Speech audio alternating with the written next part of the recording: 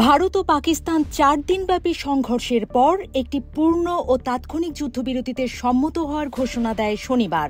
যুক্তরাষ্ট্রের president Donald Trump truth সোশ্যালে বিষয়টি নিশ্চিত করেন এবং জানান এই সমঝোতা এসেছে মার্কিন মধ্যস্থতায়।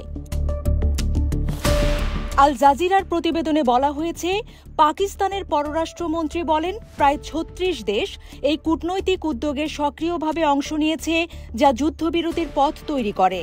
চুক্তি অনুযায়ী যুদ্ধবিরতি কার্যকর হওয়ার কথা ছিল শনিবার সন্ধ্যা থেকে, কিন্তু রাত নামতেই সীমান্ত উত্তপ্ত হয়ে পড়ে। যুদ্ধবিরতি ভঙ্গের অভিযোগে উভয় দেশ একে অপরকে দোষারোপ করছে। বিবিসির তথ্যানুসারে যুদ্ধবিরতির কয়েক ঘণ্টার মধ্যেই শ্রীনগর ও জম্মুতে বিস্ফোরণের শব্দ শোনা যায় এবং আকাশে আলো জ্বলতে দেখা যায়।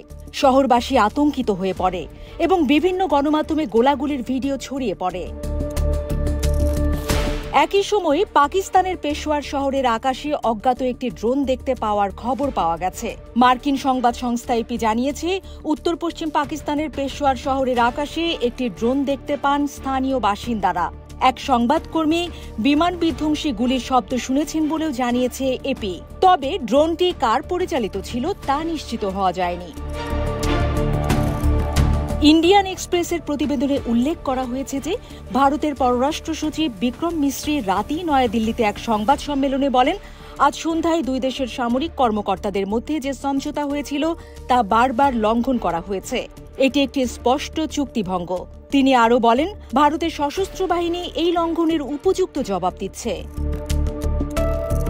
ডনের প্রতিবেদন অনুযায়ী পাকিস্তানের পররাষ্ট্র মন্ত্রণালয় এক বিবৃতিতে জানিয়েছে, যুদ্ধবিরতির প্রতি পাকিস্তান প্রতিশ্রুতিবদ্ধ, যদিও ভারতের কিছু এলাকায় লঙ্ঘনের ঘটনা ঘটেছে। তারা আরও উল্লেখ করে, আমাদের বাহিনী দায়িত্বশীল আচরণ করছে এবং যে কোনো সমস্যা আলোচনার মাধ্যমে সমাধান হওয়া উচিত। বিবিসি, ডন এবং ইন্ডিয়ান এক্সপ্রেসের পর্যবেক্ষণে উঠে এসেছে, এই যুদ্ধবিরতি এখন কেবল কাগজে। বাস্তবে সীমান্তে চলছে উত্তেজনা, গোলাবর্ষণ আর পাল্টাপাল্টি অভিযোগ।